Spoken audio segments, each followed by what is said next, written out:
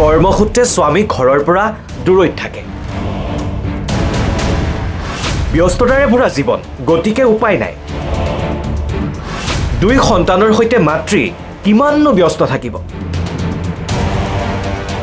সেইবাবে মোবাইলৰ সৈতে ঘনিষ্ঠতা বাঢ়িল। বহুতৰে সৈতে যোগাযোগ বাঢ়ি গ'ল।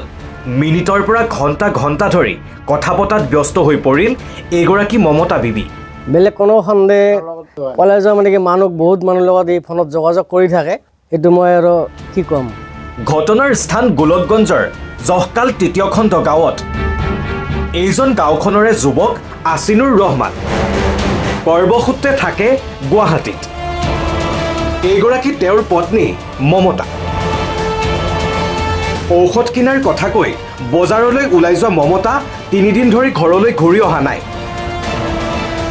উপায় অন্তৰ হৈ স্বামী কাষ চাপিল আৰক্ষীৰ। এজাহাৰ দাখিল কৰিলে পত্নী নিৰুদ্দেশ সম্পৰ্কত।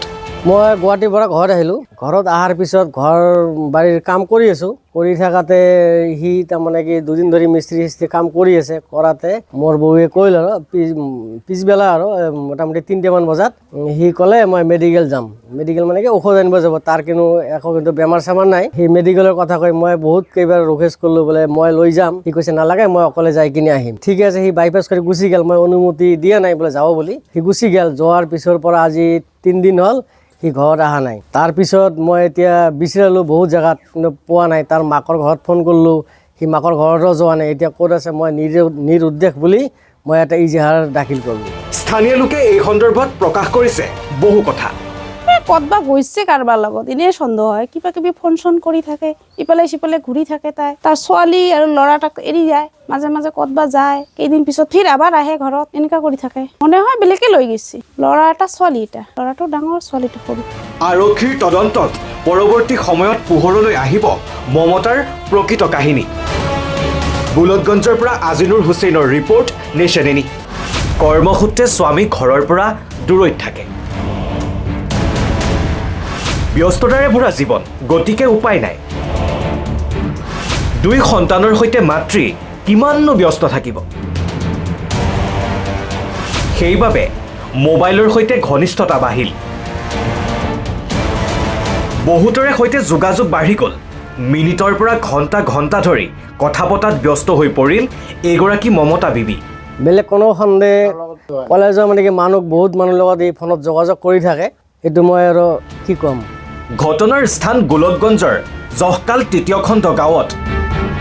এইজন গাঁওখনৰে যুৱক আসিনুৰ ৰহমান। কৰ্মসূত্ৰে থাকে গুৱাহাটীত। এইগৰাকী তেওঁৰ পত্নী মমতা। ঔষধ কিনাৰ কথা কৈ বজাৰলৈ ওলাই যোৱা মমতা 3 দিন ধৰি ঘৰলৈ ঘূৰি অহা নাই। উপায় অন্তৰ হৈ স্বামী কাষ চাপিল আৰক্ষীৰ। এজাহাৰ দাখিল কৰিলে পত্নী নিৰুদ্দেশ সম্পৰ্কত। মই গুৱাহাটীৰ পৰা ঘৰত আহিলোঁ। ঘৰত অহাৰ পিছত ঘৰ বাৰীৰ কাম কৰি আছোঁ। কৰি থাকাতে সি তাৰমানে কি 2 দিন ধৰি মিস্ত্ৰী কাম কৰি আছে। কৰাতে মোৰ বৌয়ে কৈল আৰু পিছবেলা আৰু মোটামুটি 3টামান বজাত সি ক'লে মই মেডিকেল যাম। মেডিকেল মানে কি ঔষধ আনিব যাব, তাৰ কিন্তু বেমাৰ চেমাৰ নাই। সি মেডিকেলৰ কথা কৈ মই বহুত কেইবাৰ ৰিকুৱেষ্ট কৰিলোঁ, বোলে মই লৈ যাম। সি কৈছে নালাগে, মই অকলে যাই কিনে আহিম। ঠিক আছে, সি বাইপাছ কৰি গুচি গ'ল। মই অনুমতি দিয়া নাই বোলে যাব বুলি। সি গুচি গ'ল। যোৱাৰ পিছৰ পৰা আজি 3 দিন হ'ল সি ঘৰত অহা নাই। তাৰপিছত মই এতিয়া বিচাৰিলোঁ বহুত জেগাত, কিন্তু পোৱা নাই। তাৰ মাকৰ ঘৰত ফোন কৰিলোঁ, সি মাকৰ ঘৰতো যোৱা নাই। এতিয়া ক'ত আছে মই নিৰুদ্দেশ বুলি মই এটা ইজাহাৰ দাখিল কৰিলোঁ। স্থানীয় লোকে এই সন্দৰ্ভত প্ৰকাশ কৰিছে বহু কথা। ক'তবা গৈছে কাৰোবাৰ লগত, এনেই সন্দেহ হয়। কিবা কিবি ফোন চোন কৰি থাকে, ইফালে সিফালে ঘূৰি থাকে। তাৰ ছোৱালী আৰু ল'ৰাটাক এৰি যায়, মাজে মাজে ক'তবা যায়, কেইদিন পিছত ফিৰ আবাৰ আহে ঘৰত, এনেকুৱা কৰি থাকে। মনে হয় বেলেগে লৈ গৈছে। ল'ৰা এটা ছোৱালী এটা, ল'ৰাটো ডাঙৰ ছোৱালীটো সৰু। আৰক্ষীৰ তদন্তত পৰৱৰ্তী সময়ত পোহৰলৈ আহিব মমতাৰ প্ৰকৃত কাহিনী। গোলকগঞ্জৰ পৰা আজিনুৰ হুছেইনৰ ৰিপৰ্ট, নেশ্যন এনি।